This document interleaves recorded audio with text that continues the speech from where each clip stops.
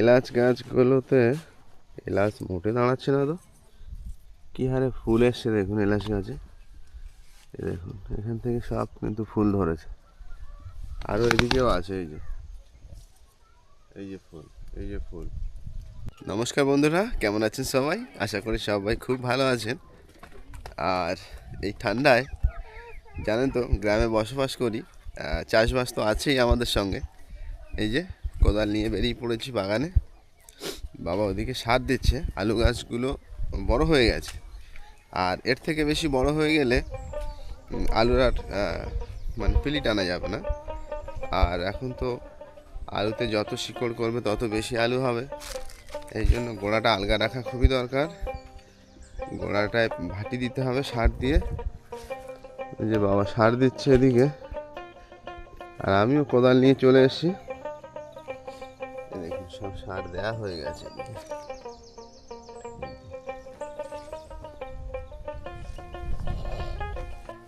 আর এদিকে কিছু কপি গাছ দেওয়া রয়েছে, এগুলো হতে একটু লেট হয়ে যাবে, কেননা এগুলো লেটে লাগানো হয়েছিল তো। কপি সব গুটি ধরে গেছে, এদিকে সব গুটি এসছে কপিতে। সার কি কম পড়বে? তাহলে আমি কাজটা শুরু করে দিই। দোকানে যেতে হবে, বেশি লেট করা যাবে না। টাইম ল্যাপসে দিয়ে আমি আলু বাগানে ভাটি দেওয়াটা শুরু করে দিচ্ছি। আপনারা একটু এনজয় করুন তাহলে পুরো ভিডিওটা।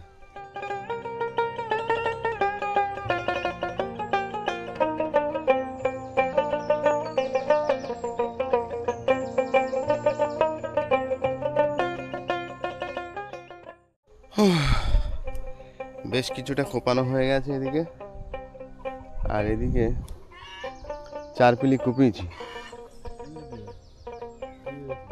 সুফলা, পটাশ, ইউরিয়া ও ডিএপি মিক্স করে ছড়িয়ে দিয়েছি পিলির ভিতর দিয়ে। এবার এগুলো এই কোপানো হচ্ছে। গোড়া বাঁধার পরে জল দিলে মানে গাছ খাবারটা পেয়ে যাবে। চলুন বাদবাকি পিলিগুলো কুপিয়ে নিই।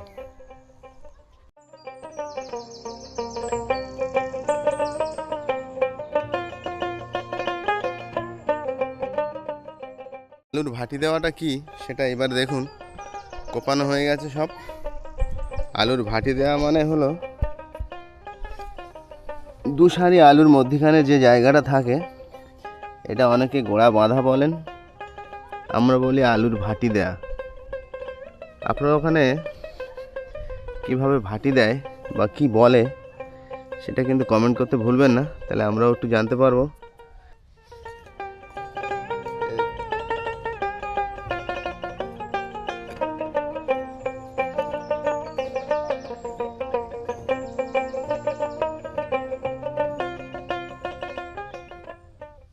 এর আগে যে বিটকপি আর পেঁয়াজের চারা লাগানোর ভিডিওটা দেখিয়েছিলাম, দেখুন গাছগুলো কত বড় হয়ে গেছে। এগুলোকে একটু জল দিতে হবে এখন। আর ওই দেখুন ওইদিকে ওটা বিটকপি, আর এইদিকে এগুলো পেঁয়াজের চারা। মোটামুটি মাটিতে ধরে গেছে শিকড়গুলো, খুব তাড়াতাড়ি বেড়ে উঠবে। এবারে সার জল পেলে। এলাচ গাছগুলোতে এলাচ মোটে দাঁড়াচ্ছে না তো, কী হারে ফুল এসছে দেখুন এলাচ গাছে। দেখুন এখান থেকে সব কিন্তু ফুল ধরেছে, আরও এদিকেও আছে। এই যে ফুল, এই যে ফুল, প্রচুর ফুল আছে। একটা এলাচ গাছ বসিয়েছিলাম, তার থেকে কত বড় এলাচ গাছের একটা ঝাড় তৈরি হয়ে গেছে দেখুন। আগের বছরও এলাচ ধরেনি, শুধু ফুল এসছিল। আর এবছরও একটু ট্রিটমেন্ট করেছি হালকা, দেখা যাক এবছর এলাচটা আসে কিনা, মানে দাঁড়ায় কিনা গাছে। ফুল তো এসছে। তো আজকে ব্লগটা আপনাদের কেমন লাগলো অবশ্যই কমেন্ট করতে ভুলবেন না। তো আমাদের চ্যানেলে যেসব নতুন বন্ধুরা আছেন তারা অবশ্যই আমাদের চ্যানেল সাবস্ক্রাইব করবেন, আর পাশে থাকা বেল আইকনটা প্রেস করে দেবেন, যাতে আমাদের নেক্সট ভিডিও আপলোড হওয়ার সঙ্গে সঙ্গে সোজা আপনার ফোনে পৌঁছে যায়। দেখা হবে নতুন আরেকটা ব্লগ নিয়ে। সবাই ভালো থাকবেন, ধন্যবাদ।